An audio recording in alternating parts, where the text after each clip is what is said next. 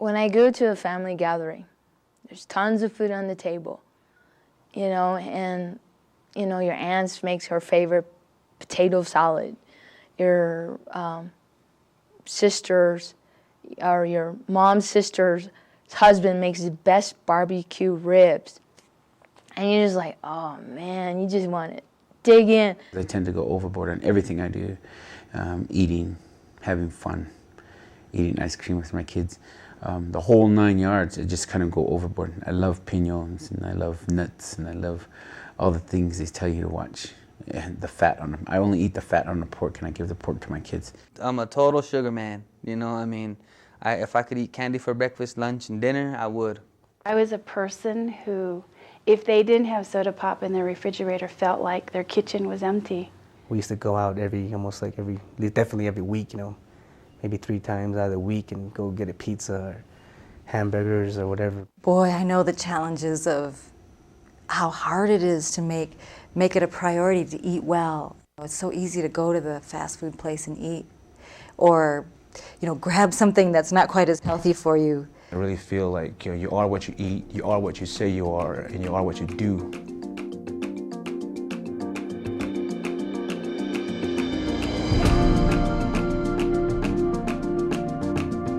Diabetes is a very dangerous disease that people don't realize. You know, the things that can happen by losing your eyesight, getting high blood pressure, bad circulation. You know, they don't realize the things that can go wrong with this disease, and they think when they have it, it's not important, but it is. I volunteered in the hospital since I was 14. So I've seen the legs cut off, I've seen people lose their eyesight, I've seen everything from diabetes. I come from a family full of, we call ourselves sweet and lows. And my grandma lost her leg, so we had to carry her around, and when she wasn't in her wheelchair. And she had bad cataracts, but they couldn't take out the cataracts because they were afraid that she'd just plain go blind. Diabetes and all these chronic diseases are a disease of the fork. It's what goes from here to the plate to here. That makes all the difference in the world. I think I walked around for the past 3 years knowing I had diabetes and all the medical knowledge I have from, you know, just my younger years, and then finding out or knowing I had it but denying that I had it and still indulging in a lot of things. My relatives would ask, you're doing really well, how come you're losing so much weight? Because I knew that I had diabetes when I went from 315 pounds to 250, and my clothes just started getting really, really big on me. My realization of my disease is also, and making the cut-up remarks in the video, is because it's everybody's denial about what we go through. And I think everybody goes through that. Now, after that, the transition that I go through, realizing it, is basically me realizing what I have and the things I could lose, you know, starting with life, my legs, my eyesight, all of that, and my kidneys, and the whole 9 yards. I think a lot of people don't know they're fat because we have a very loving culture and a very embracing culture where you really don't feel how fat you are. And I'm being very honest, but I didn't know I was fat. There were some things that had happened to me that indicated that I was fat. Number one, when I flew in an airplane, I couldn't really fit in the seat.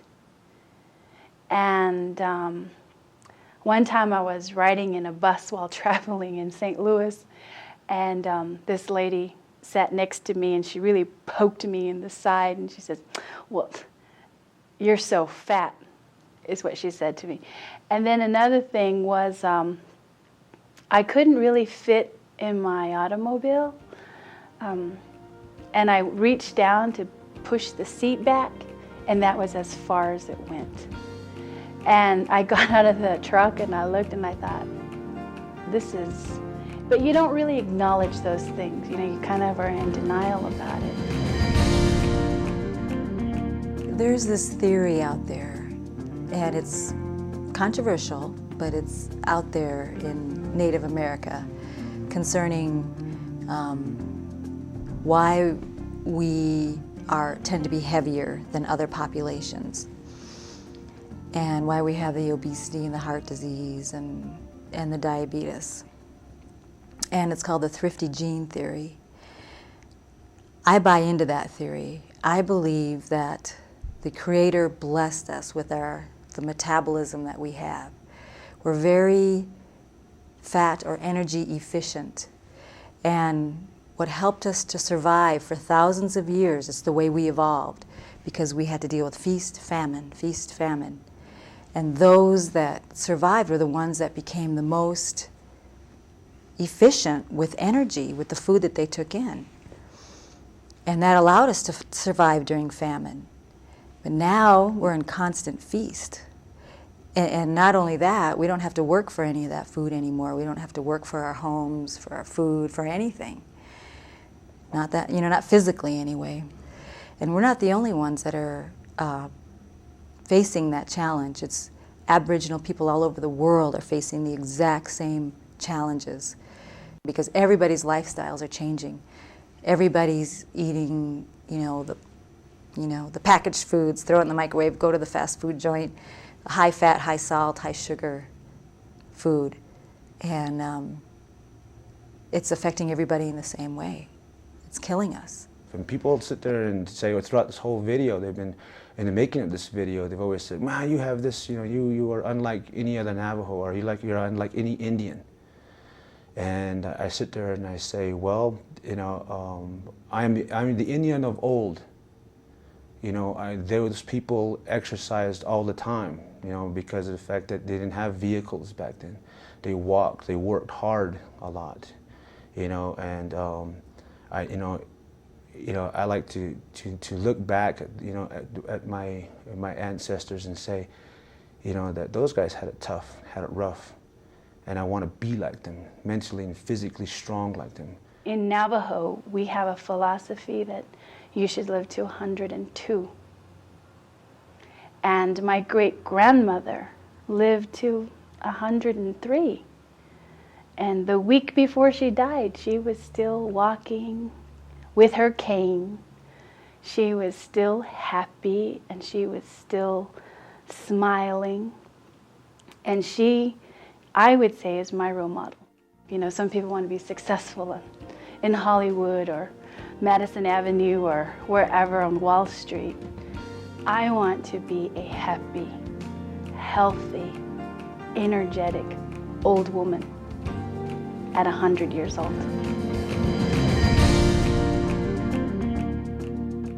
For the past 3 years, I have been doing a lot of exercising, and I've been changing a lot of bad habits that I had developed over a period of time in my life.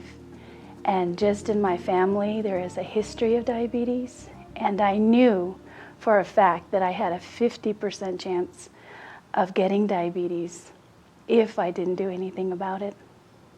The first thing I did was get rid of soda pop. A very close individual to me went on dialysis.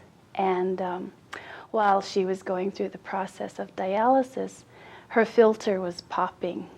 And I asked the nurse, I said, why is her filter popping?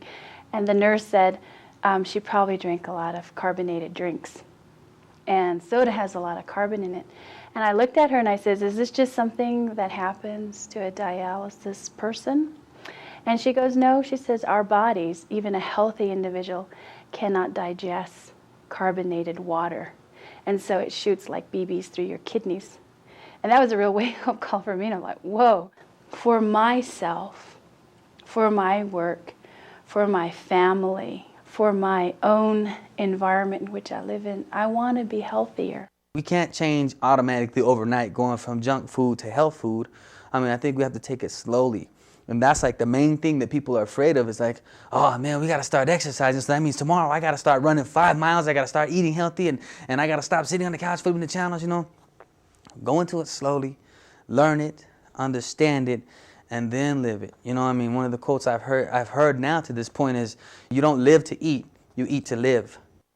The least I could do is watch what I put in my mouth. You know, something that's not filled with too many carbs, something that's healthy. You know, I think if I eat more healthy stuff than bad stuff, I'll be all right as long as I can burn it off. I no longer fry, for one thing. If I do fry, I have to. I try to use like vegetable oil, or some of the canola oil, I believe it is. You know, but I've been using the oven a lot. Bacon, you know, I bake fish, beef, just whatever I have to cook. I try to either bake it or boil it if it's pasta, you know. But I'm trying to totally get away from frying things up. I made some changes in my eating habits and also my exercise. It's just been recently that I took it seriously for myself. And a lot of people, not only at work, at home, and even in the community, has seen me change. So I was really honored to be known that I actually made a change and be recognized for it, and know that I want to continue it regardless. This is not just because I did RezRobics means I'm going to stop. It's something I'm going to do and make a change that will cause me to make it a habit. And I find it to be more, I take it seriously now because having done RezRobics, you know it's about diabetes, and you see that those are the two preventative things that you can do. You can change your eating habit, and you can change your exercise, and that's one of the ways you can prevent diabetes. So there's one thing I change, so I know that I'm preventing myself from diabetes. When I look at my body as a high performance, vehicle, I'm really cautious of what I put into it. There's no point in having a really nice vehicle and putting in bad fuel in it, because it's not going to perform like you want it to. You can still lose weight and stay on a healthy eating plan if you eat fast, like at fast food. Instead of the French fries, eat the baked potato. Instead of having all those sauces and dips and dressings and gravies, always ask for it on the side. And if I go into any restaurant, I always drink an entire glass of water at the restaurant before I eat my meals. I buy chicken, skinless chicken. I used to get Kentucky Fried Chicken, and all that fast food stuff, and thinking it's better than other things, but it's not, So now I buy skinless chicken. I bake that, or I make fajitas, that type of thing with a lot of vegetables, saute them up, and cook like fish. I never used to be a fish eater, but I am now. I don't eat out very much, to be honest. I mean, only if I really have to. I eat a lot at home, so I make my own meals at home. It's hard to go into a restaurant. I try to find places that I can eat, the way I would like to eat. So I end up going to Chinese restaurants a lot. Chinese restaurants and salad bars are my two favorite places.